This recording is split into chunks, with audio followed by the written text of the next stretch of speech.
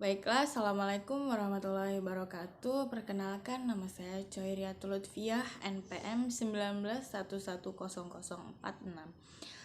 dari kelas PGMI semester 3 kelas B. Di sini saya akan membuat video tentang 9 aliran filsafat. Yang pertama itu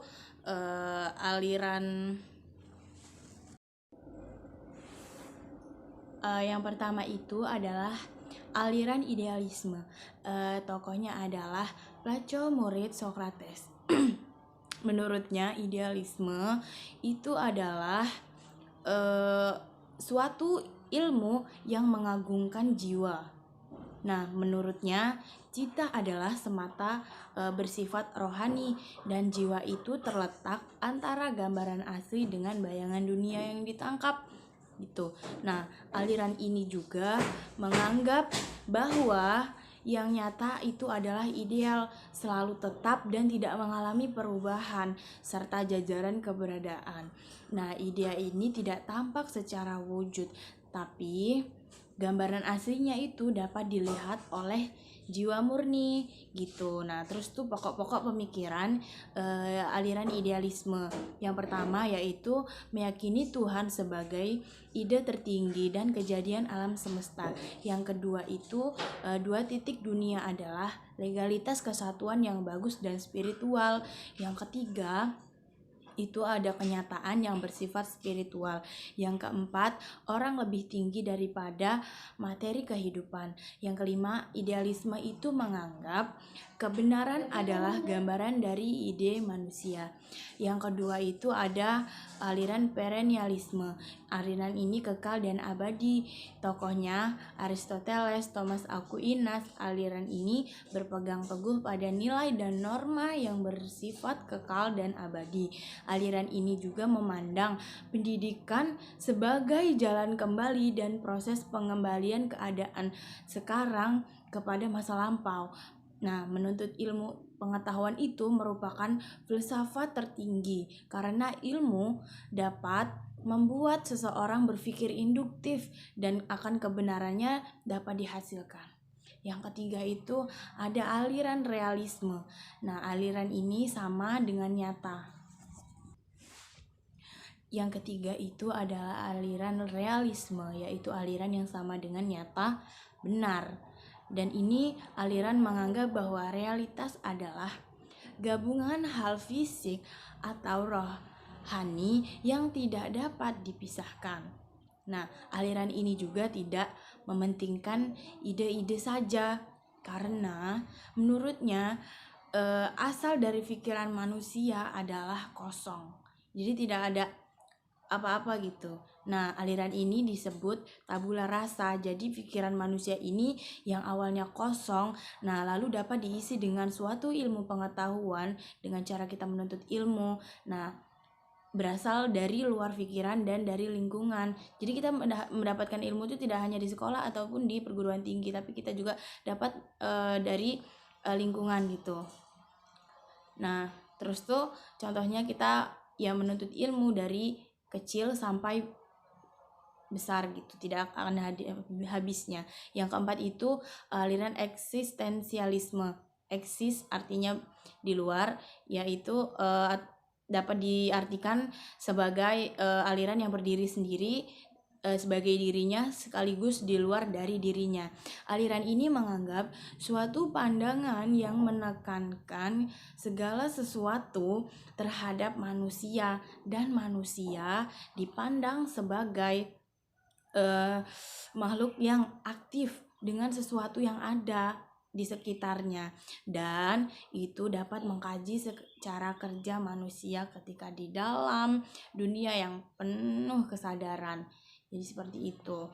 Nah, tokohnya yaitu Karl Jaspers, Soren Abbey, terus Jean-Paul Sartre, Martin Heidegger. Nah, terus tuh di sini menurut Martin, inti pemikiran adalah memusatkan semua hal kepada manusia dan mengembalikan masalah apapun yang ujungnya adalah manusia sebagai subjek atau objek tersebut. Nah, terus itu yang kelima itu ada aliran pragmatisme. Itu aliran ini sama dengan tindakan atau perbuatan. Aliran ini bersedia menerima segala sesuatu seperti pengalaman pribadi, terus kebenaran mistis. Nah, semua ini bisa diterima sebagai kebenaran asalkan membawa akibat yang praktis atau manfaat. Nah, aliran ini berpandangan bahwa kriteria kebenaran sesuatu itu ialah yang memiliki kegunaan bagi kehidupan yang nyata, kayak gitu. Yang keenam itu adalah aliran sosialisme. Aliran ini memandang bahwa ilmu sebagai keperluan hidup yang penting. Nah, terutama yang ditentukan oleh materi prinsip gitu. Nah, prinsip sosial itu ada yang pertama itu percaya mutlak tentang teori material bagi sesuatu yang baik, pandangan pada alam manusia atau masyarakat. Yang kedua itu percaya bahwa agama itu tidak lain dari hasil materi belakang. Terus ada pandangan filsafat ilmu pendidikan terhadap sosialisme pendidikan, yaitu pendidikan ini merupakan upaya strategis dan utama. Nah, bedanya sosialisme itu meletakkan pendidikan untuk mengabdi kepada masyarakat atau negara. Nah, kalau pendidikan Islam itu mementingkan pengabdian kepada Sang Pencipta, yaitu Allah Subhanahu wa Ta'ala. Terus yang ketujuh ada aliran progresivisme.